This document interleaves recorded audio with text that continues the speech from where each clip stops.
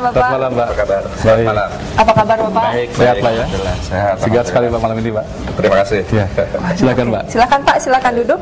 Langsung kita mulai. Inilah pemirsa Bincang Malam TVRI.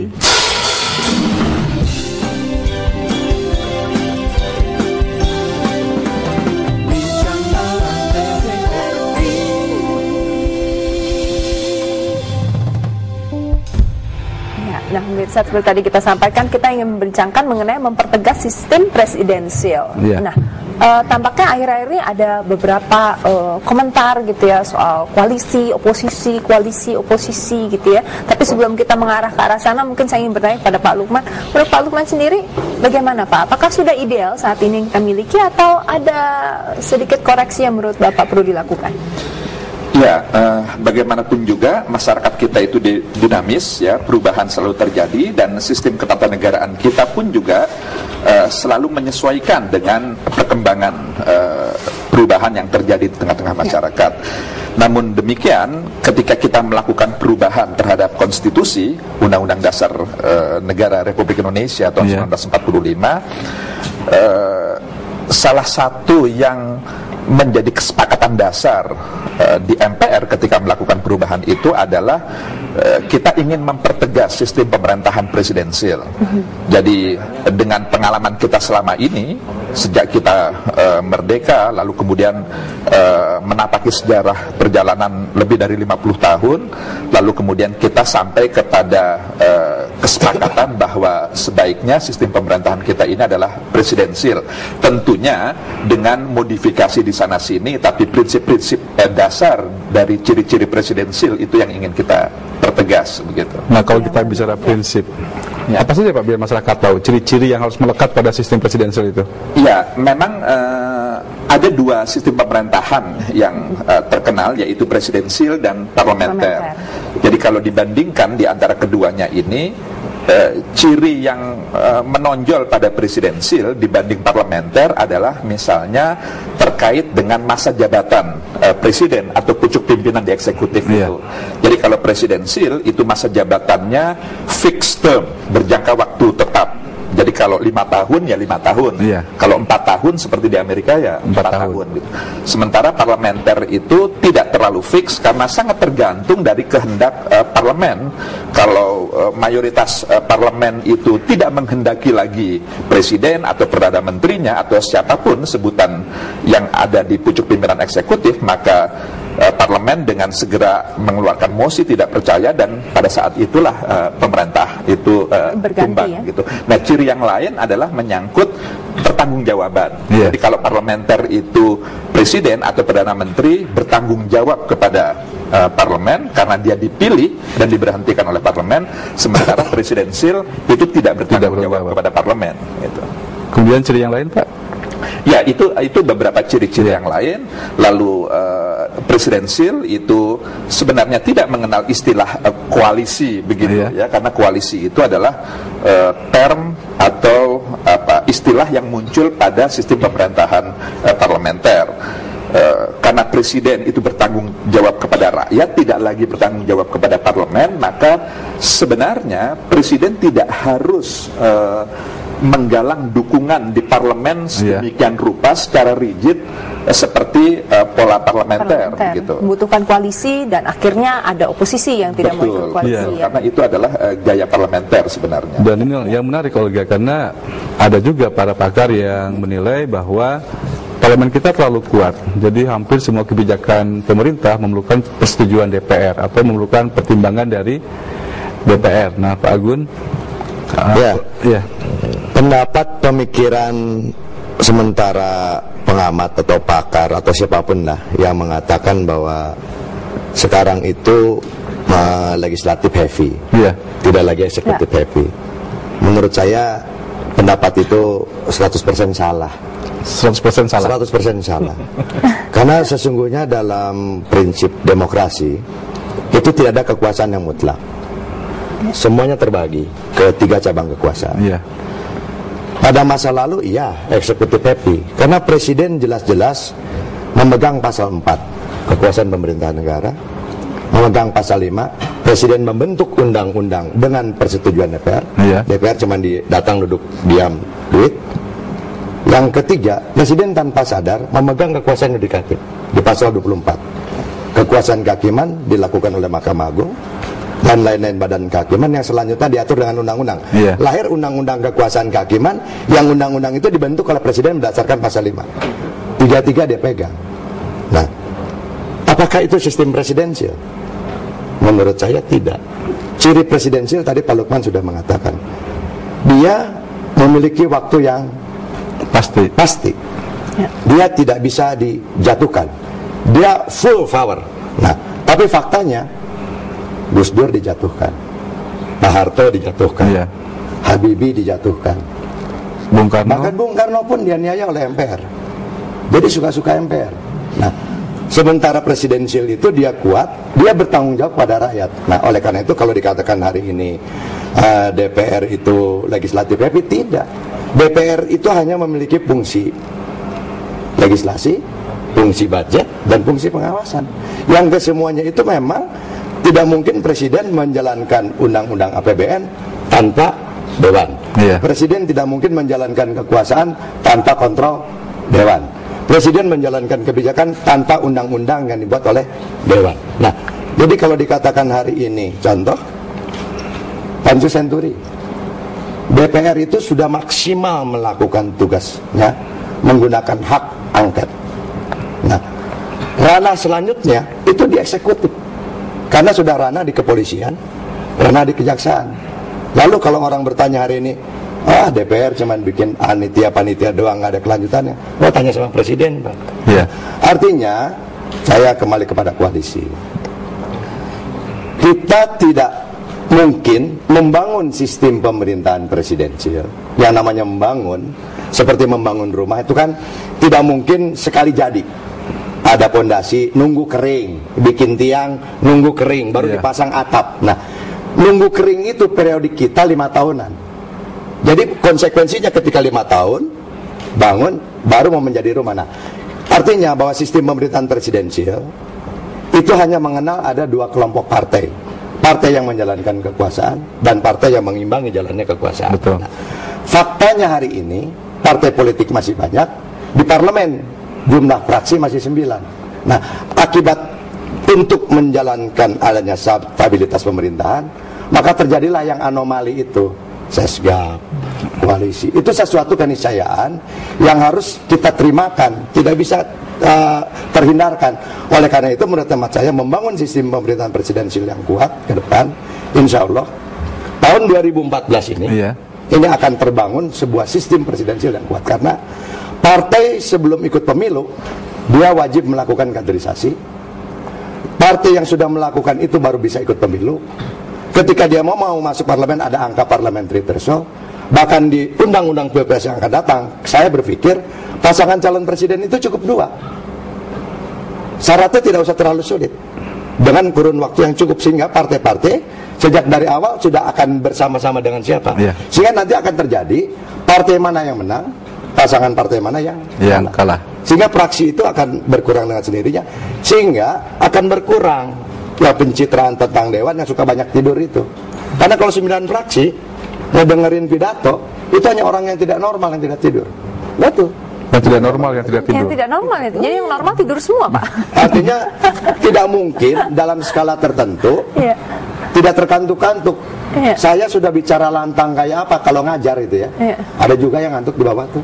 Artinya normal. Normal Pak ya. Tapi menarik soal koalisi nih. Juga ya kalau ada yang tidur soal koalisi Pak Lukman. Soal koalisi tadi ya lazimnya di dalam sistem presidensial tidak dikenal ada istilah koalisi. Tetapi lucu juga di dalam pasal 6 ayat 2 misalnya dimungkinkan adanya gabungan partai politik yang punya hak mengusulkan pasangan calon presiden dan wakil presiden. Ini bagaimana Pak? Ya, jadi sebenarnya ketentuan pasal 6A dalam Undang-Undang Dasar kita itu konteksnya dalam kaitannya proses pencalonan seseorang untuk menjadi capres dan cawapres. Nah, kita memang mendesain konstitusi kita di mana yang berhak mencalonkan itu partai politik, meskipun bisa dari mana saja, tidak harus dari orang partai politik, tapi di luar orang partai politik juga bisa menjadi capres dan cawapres, tapi yang mengusulkan itu harus partai politik atau gabungan partai politik. Nah, karena kita ini multi partai, dan di sisi lain kita ingin bahwa usulan itu betul-betul memiliki batas minimal legitimasi tertentu, maka selain partai politik juga dibuka peluang gabungan beberapa partai politik. Ini untuk mengakomodasi, untuk mewadahi kalau ada partai-partai politik yang tidak cukup memiliki dukungan pada batas minimal tertentu, dia bisa bergabung dengan partai-partai politik lain sehingga punya peluang yang sama untuk mengajukan pasangan capres dan cawapres. Jadi ketentuan ini sama sekali tidak ada kaitannya dengan koalisi sebenarnya. Tidak ada kaitan dengan koalisi. Tidak ada kaitan lain lagi koalisi. gitu ya. Nah, ini kayak dan di perdebatan yang lumayan. Rumusannya pun Pak Lukman kan sama-sama kita merumuskan tuh.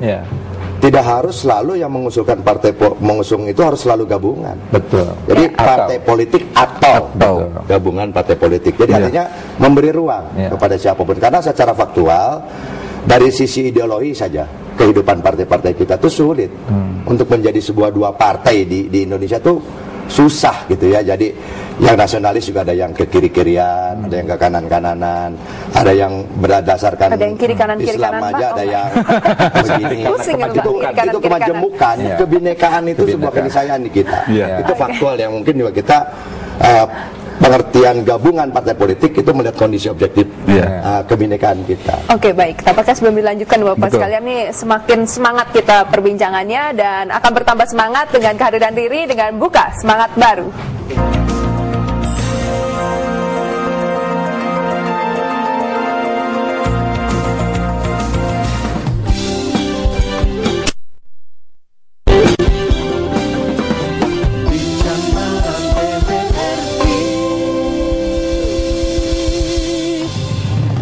Terima kasih Anda masih bersama kami dalam Bincang Malam TVRI. Ini jadi menarik nih, terutama tadi juga disampaikan bahwa sistem koalisi ini sebenarnya harus ada, niscaya harus ada, tapi mungkin harusnya tidak seperti sama seperti di luar negeri gitu ya, karena koalisi di sini berbeda dengan koalisi yang di luar negeri, katakan di Amerika Serikat gitu ya, partai yang memilih presidennya, yang mengusung presidennya begitu menang dia menjadi koalisi dengan pemerintah gitu, kemudian menjadi oposisi, tapi di Indonesia berbeda. Nah, tapi kalau bicara juga soal kekuatan antara parlemen atau DPR dengan presiden juga dikatakan sebenarnya seimbang. Tapi di beberapa kasus yang mungkin skalanya jauh lebih kecil, katakan di kota di Surabaya waktu itu juga sempat terjadi masalah mengenai DPRD dengan eksekutif. Nah, menurut Bapak bagaimana? Ya, sebetulnya kalau kita memahami sesuatu yang ideal dalam sistem pemerintahan kita di pusat sistem pemerintahan presidensial kita gitu ya, itu memang belum terbentuk. Pemilu berdasarkan perubahan undang-undang dasar yang kita amandemen ini kan memilih presiden baru 2 kali. Untuk memenuhi syarat presiden itu memenuhi kekuatan yang penuh, dia tidak bisa dijatuhkan oleh DPR, maka dia dipilih langsung oleh rakyat. Undang-undang dasar mempersyaratkan 50% atau lebih, dan sekurang-kurangnya 20% di lebih setengah jumlah provinsi terpenuhi. SBY mendapatkan dukungan 62%, terpilih menjadi presiden bersama dengan Pak Budiono. Tapi dia tidak berkorelasi dengan parlemennya. Di parlemennya dia hanya memiliki 26% suara. Nah, oleh karena itu bisa dibayangkan kebijakan-kebijakan yang dilakukan oleh presiden dengan melihat kondisi yang 26% ini punya kekhawatiran gitu. Dalam konteks komunikasi politik kita, kehidupan demokrasi kita masih tanda petik ya, itu masih hegemoni tukar-menukar kekuasaan, jujur sajalah. Belum berbicara serius tentang rakyat gitu. Semua masih berproses. Nah, pada posisi itu, makanya saya mengatakan sekretariat gabungan tidak dikenal dalam sistem presidensial. Tapi itu dilakukan oleh SBY semata-mata dalam rangka agar stabilitas pemerintahan ini terjaga. Walaupun dia mendapatkan suara 60%. Betul. Yang sesungguhnya kalau yang benar dia tidak perlu mengurus parlemen, dia tidak perlu membentuk Setgab. Abaikan parlemen, abaikan partai-partai. Yang harus dia lakukan adalah membentuk kabinet presidensial yang second kabinet, yang benar-benar profesional, yang sumbernya itu orang-orang yang kompeten. Karena presiden tidak bertanggung jawab kepada parlemen, presiden bertanggung jawab kepada rakyat. Disinilah rakyat akan menonton. Sebetulnya yang bagus itu eksekutif atau legislatifnya. Karena legislatif dalam membuat persetujuan terhadap undang-undang pun, kalau ini baik, dia tidak punya alasan. Tapi karena ininya ya membuat Setgab, ya akhirnya seperti ini. Nah, yang saya mengatakan, mungkin ini pilihan, sesuatu yang tidak bisa dihindarkan dalam tanda petik komunikasi politik dalam lingkungan partai yang belum baik lah. Dikit-dikit kita sekarang bisa melihat akibat dari angket, orang yang tidak berdosa jadi korban, Lili Wahid sama siapa? Effendi Hoiri. Yeah. Urusannya apa? Gara-gara angket, hak orang hilang jadi anggota dewan, mau direkol. Itu kan sesuatu yang sebetulnya implikasi. Nah, kembali lagi saya mengatakan 2014 hal-hal seperti itu harus sudah lagi dihindarkan. Makanya dalam mengusung pasangan calon presiden nanti itu harus ada korelasi. Jadi mana partai yang menang dan mana partai yang kalah. Jumlah partai boleh-boleh saja banyak di parlemen, tapi kekuatan itu bergabung menjadi dua kekuatan yang berangkat itu sejak dari awal. Nah, kalau yang sekarang Setgab udah jadi baru bikin. Nah, ini problemnya seperti tapi itu. Menarik juga sebetulnya sudah diimbangi juga ya Bung Yana dengan melihat bahwa tampaknya dalam memilih kabinet dan membentuk kabinet pun dipertimbangkan juga bagaimana kontribusi dari partai-partai tersebut. Itulah yang saya mengatakan kalau bicara secara teoritis ya, bicara sistem, kesalahan presiden yang pertama itu di situ. Sebetulnya sejak dia terpilih menjadi presiden, kalau konsisten ini sistem presidensial, dia dipilih oleh rakyat, bertanggung jawab kepada rakyat, sebetulnya abaikan partai-partai, abaikan parlemen. Berpikirlah menteri pendidikan yang paham tentang pendidikan, menteri tenaga kerja yang paham tentang tenaga kerja, dan lain sebagainya itu.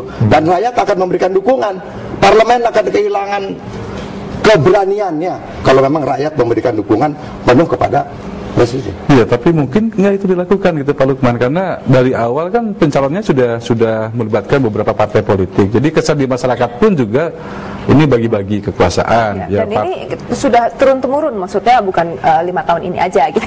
Ya. Bukan nenek moyang sih, maksudnya 5 tahun sebelumnya, 5 tahun sebelumnya, dan seperti itu. Jadi memang ada kesalahkaprahan begitu ya, dengan sistem presidensil ini.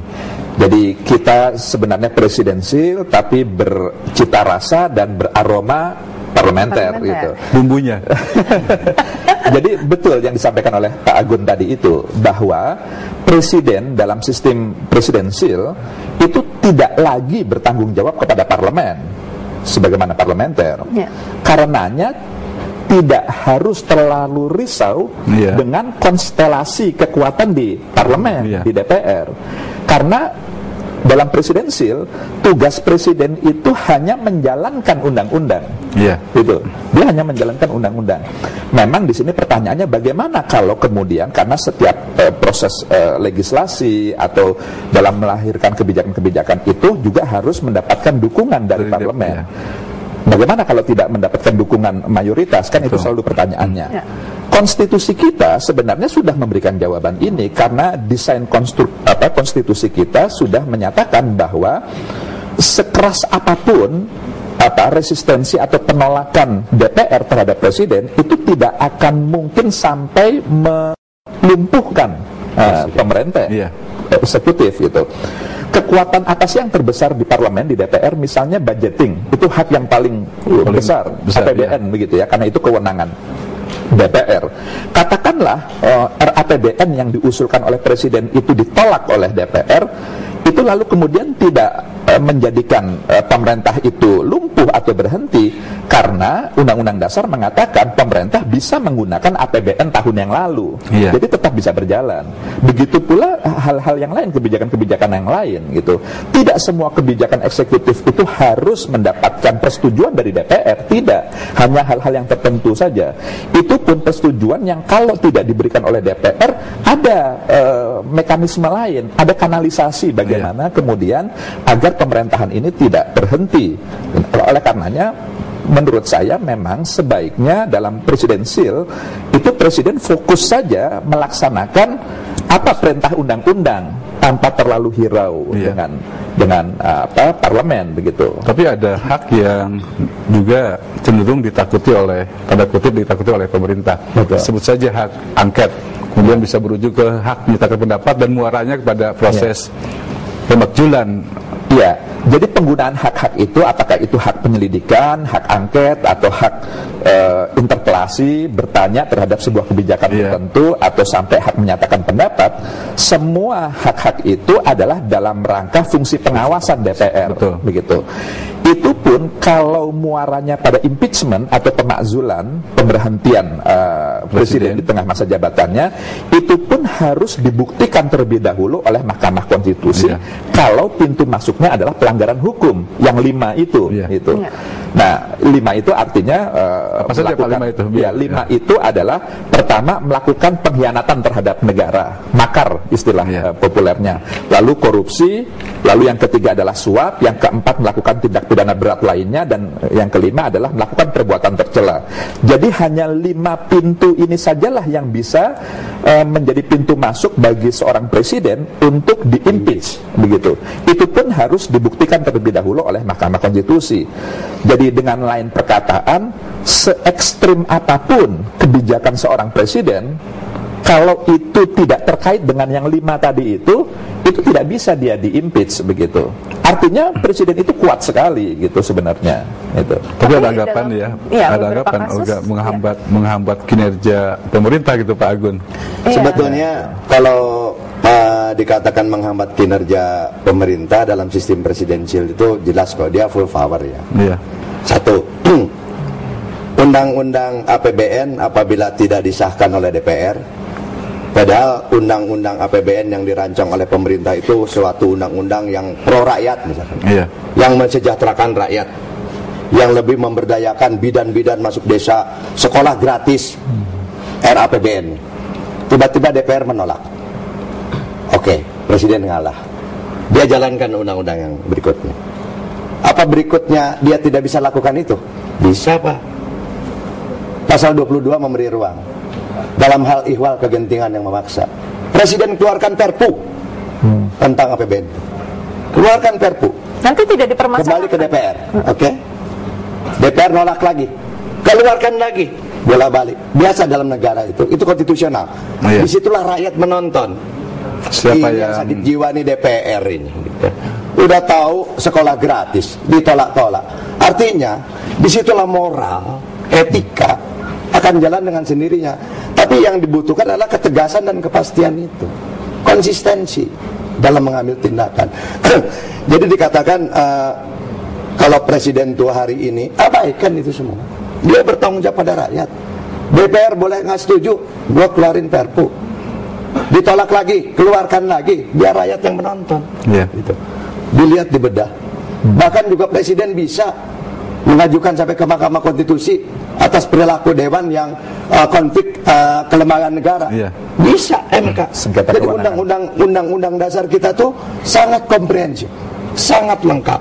Jadi kalau berpegang kepada itu semua, nggak perlu ada setgap, nggak perlu ada macam-macam, nggak akan riuh kayak begini, Pak. Kalau dipatuhi undang-undang dasar secara murni dan konsekuen, begitu. Ya, masih soal pencalonan.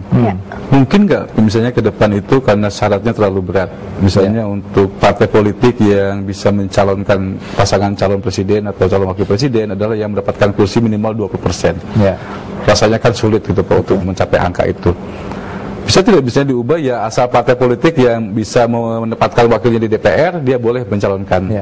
Prinsipnya bisa saja, karena batas minimal dukungan persentase itu 15% atau 20% Pak, yang sekarang berlaku. Itu kan diatur dalam undang-undang, undang-undang tentang pemilihan presiden gitu.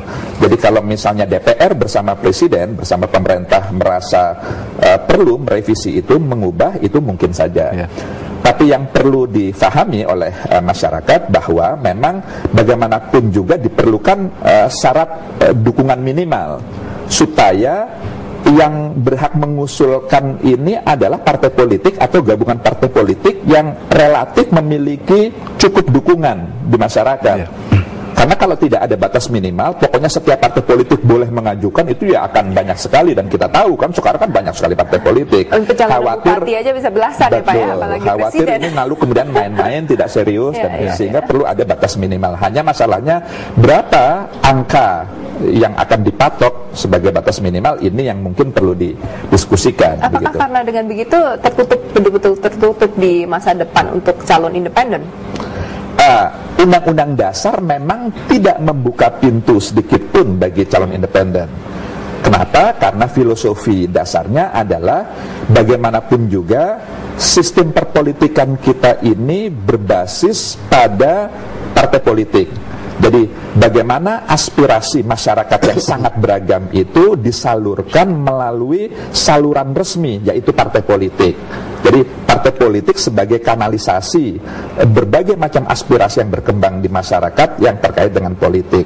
Karena kalau saluran ini dibebaskan, tidak hanya partai politik tapi siapapun boleh mengajukan, ya ini akan banyak sekali yang calon akan, ya, dan itu problem teknisnya itu akan menjadi tidak sederhana. Karena lalu kemudian berapa batas minimal yang harus dipatok untuk seseorang bisa mencalonkan, karena kita 240 juta penduduk gitu. Misalnya dukungan KTP sekian ratus juta. Iya, itu kan bisa jutaan gitu, dan harus dari berbagai wilayah supaya representasinya itu juga terwakili. Nah, lalu bagaimana KPU menseleksi jutaan KTP, dan jadi itu memang sulit dari sisi teknis memang belum terbayangkan gitu rumitnya. Bapak Gun, angka ideal untuk partai politik yang bisa mencalonkan. Jadi begini, landasan pemikirannya itu angka-angka itu, di balik angka ada logika. Logika apa yang mau kita bangun? Dalam ilmu politik ada yang namanya persyaratan legitimasi. Seseorang dikatakan legitimate kalau dia mendapatkan dukungan 100%. Wow, mutlak itu. Kita menggunakan mayoritas mutlak ya, atau pakai simple majority gitu. Nah, angka itulah yang kita tentukan. Jadi kalau tidak ada angka sama sekali, orang bikin partai lalu ikut pemilu nggak dapat kursi bisa mencalonkan presiden, di mata rakyat partai yang seperti itu legitimate nggak?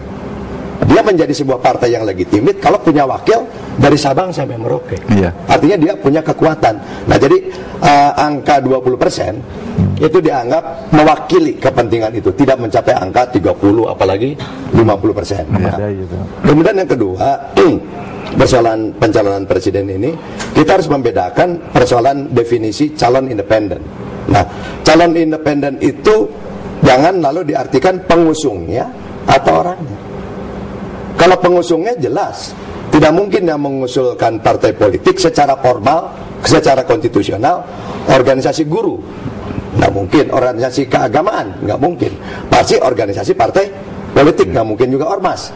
Nah, oleh karena itu setiap dimanapun kita lebih pada pilihan yang mengusulkan itu adalah institusi partai politik, tapi berkenaan dengan orangnya boleh saja orang independen. Orang independen boleh saja. Pak Budiono misalnya Pak ya. Bukan dari partai gitu. ya. Jadi itu yang mesti dipilah.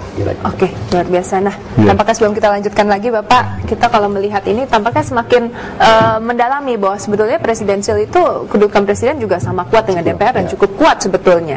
Nah, pemirsa, sebelum kita lanjutkan, kita dengarkan dulu seperti yang kau minta.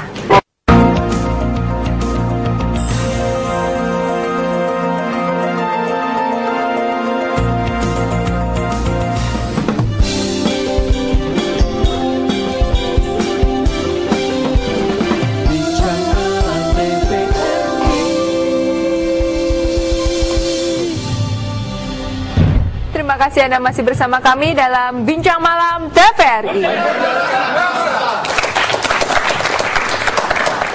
Tadi mencermati apa yang disampaikan oleh Pak Lukman, tadi mengatakan bahwa bagaimana kalau partai-partai yang berkumpul untuk mengajukan salah satu calon presiden kemudian ternyata menang, itu menjadi katakanlah seperti koalisi. Nah, tapi yang menjadi masalah kan ada fungsi DPR ya. Betul. Yang selalu untuk sebagai check and balances juga. Nah, kalau misalnya menurut anggota DPR yang tergabung dalam partai yang mendukung presiden ternyata ada ketidaksesuaian dengan suara hatinya, apakah dia tetap karena koalisi harus diam, apa tetap bisa menyampaikan aspirasinya?